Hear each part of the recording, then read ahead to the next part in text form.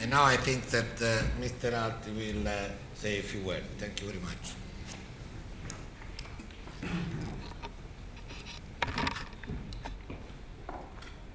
Thank you, Mr. President, Ambassador, ladies and gentlemen. I'm delighted to be here on behalf of my Minister, David Willetts. Unfortunately, David Willetts is overseas today, otherwise I'm sure he would have been very pleased to attend. I know that he's a great friend to Italy, and I also know that he has built up a strong relationship with Minister Profumo and had recent discussions with him on topics that are very relevant to the subject of today's meeting, issues from satellite applications to research and innovation clusters, all the sorts of issues that are helping us to build this new economy.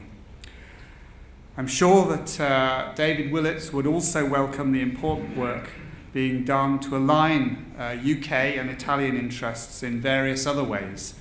For instance, the closer cooperation of UK and Italian officials working in Brussels with the aim of identifying our shared research priorities for the EU programme Horizon 2020. Just to introduce myself, I am the government's senior official responsible for higher education, research and innovation, so very relevant to the topics we've just heard about. And in accepting this prestigious Keynes-Sraffa Award on behalf of the Minister, I'd like to highlight some of the reforms and initiatives that the British government has put in place to support innovation and research over the past 2 years. I also happen to be head of the UK Patent Office, so I was interested in Professor Leonardi's analyses. I would say that's an interesting debate about the relationship between patents and innovation, and maybe we can continue that later. As you will know, and you've heard from our previous speakers, in common with much of the developed world, Britain is currently going through a very difficult economic period. People have with justification described the period since 2007 as the most challenging economic era since the 1930s. Our economies have stopped growing, and most of us are feeling the impact. In the UK, as elsewhere, painful decisions have had to be taken to cut public spending and to cut the deficit. However, the government has set its top priority to restore growth, and to do so in such a way that growth is strong, sustainable, balanced and more evenly shared across the country and between industries than it has been in the recent past. And that picks up some of the President's comments about the social aspects as well as the economic aspects to this. However, in doing this, the government, despite the squeeze on spending, has not abandoned its commitments to research, to stimulating innovation, and to supporting our world-leading universities. Our universities are also playing a crucial role themselves, having recently been ranked second in the world for university-industry collaboration in research and development. We believe our research base is excellent. In terms of the number of citations, it's second in the world only to the United States. So with 1% of the world's population, we receive over 10% of citations. We're proud that we've won 86 Nobel Prizes for science and technology, and indeed in the recent announcements earlier this week, there was a British winner of a Nobel Prize. As others have said, innovation is one of the key drivers of our current and future prosperity.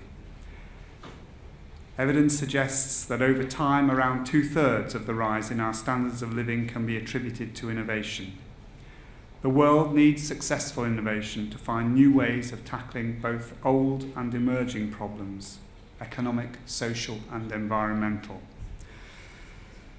So countries like Italy and Britain need successful innovation if we're to make our way in the world. There are other countries that can draw on more natural resources, take advantage of lower labour costs, to give themselves an advantage in world trade. We in Europe need to play to our strengths, which include excellent higher education, research, high-value production, design and creativity. So that's why in the UK, despite this enormous pressure on public spending, the government has protected the £4.6 billion per annum that we spend on science and research programmes. It's announced nearly £800 million of capital funding for science since the last spending review. And last year we published our innovation and research strategy for growth, setting out how we wanted to maintain the UK's position and stimulate private sector investment, unlock some of the capital that we were hearing about in research and innovation. Mr. Bond, you talked about impact analysis, which is interesting again and controversial. And in the UK, we do ask our researchers to prepare impact analyses. But I think we have to say that's within a very strong framework which isolates decisions about which research programs are undertaken from government. So there is an absolute bar and separation of the decisions on the research spending from political influence, and that, we believe, is one of the strengths of our research system. So we'll see how that goes with the impact analysis. We do invest strongly in emerging technologies where the UK has the depth of research expertise and the business capability to develop, exploit and protect these, and where they are likely to be significant opportunities created by global markets. A recent example is that we're investing £50 million in the development of a graphene global research and technology hub, which will accelerate the development of commercial applications for graphene. Graphene, for those who are not familiar with it, is a material that's 200 times stronger than steel. It's one of the strongest and thinnest materials ever measured, with a wide range of potential uses, including electronics, flexible touchscreens, sensors, and in composite materials. And it's also a great example of the work in our universities, attracting the best scientists from around the world. It's Andrei Geim and Konstantin Novoselov from the University of Manchester who were awarded the Nobel Prize in Physics in 2010 for groundbreaking experiments regarding this two-dimensional material. We're also putting in place a range of wider policies to support innovation, including a tax regime that is innovation friendly. Again, in the area of patents, one of the recent changes is the introduction of tax incentives for patenting. So maybe that will increase our figures in the UK in the future. We have a regulatory regime that is business friendly. And we are investing heavily in infrastructure to enable the UK to be internationally competitive. These incentives are available to all companies investing in the UK, and certainly Italian-owned companies are taking advantage. So, for instance, last year our Technology Strategy Board, which is the organ of government chiefly responsible for the more applied research, announced a 10 million research and development grant for a new programme led by Finmechanica's Augusta Westland. And that programme will ensure that in the UK we maintain a leading position for research, design and development in the fast-growing civil helicopter sector. Augusta Westland will be collaborating with smaller businesses and with the universities of Bristol and Liverpool. Over £200 million will be invested through the Technology Strategy Board to establish a network of elite catapult centres. This results from, again, borrowing from where we see good examples, and we did a lot of work studying the Fraunhofer Institutes in Germany as basis for collaborative work between businesses and the facilities that maybe they couldn't afford themselves, but they need access to innovate. So these catapult centres will commercialise new and emerging technologies in areas where there are large global market opportunities and a critical mass of UK capability that can take advantage.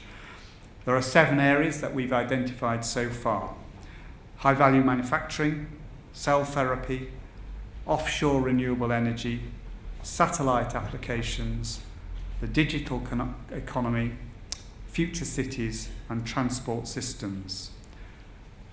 Here too we have opportunities for international collaboration, and I know there are potential linkages between some of these themes and Italy's new national technology clusters. International collaboration is extremely important for us. The proportion of UK researchers that publish articles with non-UK researchers is high and rising, reaching 46% in 2010. Of course, trade is also a well-established and productive element of our bilateral relationship.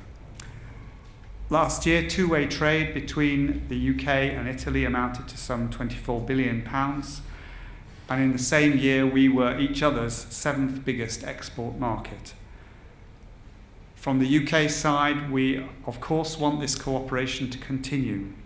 So I'd like to conclude by thanking our hosts today, the Italian Chamber of Commerce in the UK and its president, and commending their ceaseless efforts to promote and extend business relations between the United Kingdom and Italy. Thank you.